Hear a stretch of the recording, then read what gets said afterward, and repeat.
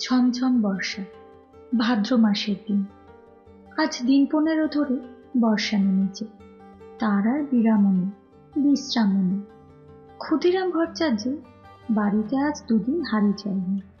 ক্ষুদিরাম সামান্য আয়ের গৃহস্থ। জমি জমার সামান্য কিছু আয় এবং 2-4 ঘর শিষ্য যজমানের বাড়ি ঘুরে ঘুরে কালক্লেশে সংসার চলে।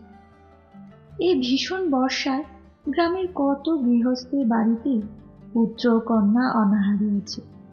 ক্ষুদিরাম তো সামান্য গৃহস্থ মাত্র।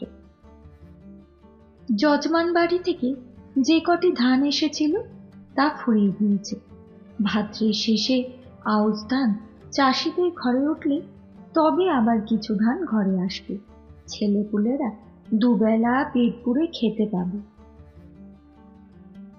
নেপাল ও গোপাল ক্ষুদিরামের 2 ছেলে।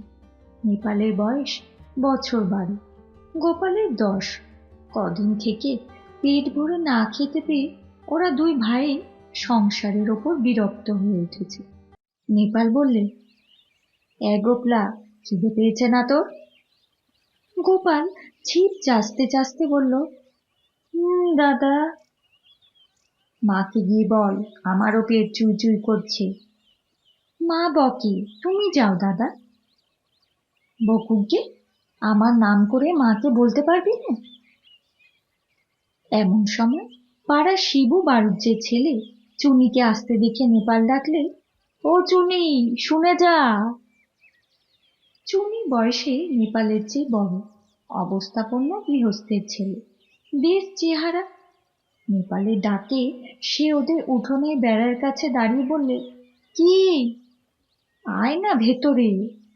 না, যাব না, বেলা যাচ্ছে, আমি জটি পিসিমাদের বাড়ি যাচ্ছি। মা সেখানে রয়েছে কিনা ডাকতে যাচ্ছি। কেন, তোর মা এখন সেখানে যে? ওদের ডাল ভাঙতে গিয়েছে, তার নবমী বেদ তো আসছে এই মঙ্গলবার, ওদের বাড়ি লোকজন খাবে। সত্যি? তা জানিসনি বুঝি? আমাদের বাড়ির সবাইকে নেমন্তন্ন করবে, গায়েও বলবে। আমাদেরও করবে। সবাইকে যখন নেমন্তন্ন করবে তোদেরও কি বাদ দেবে?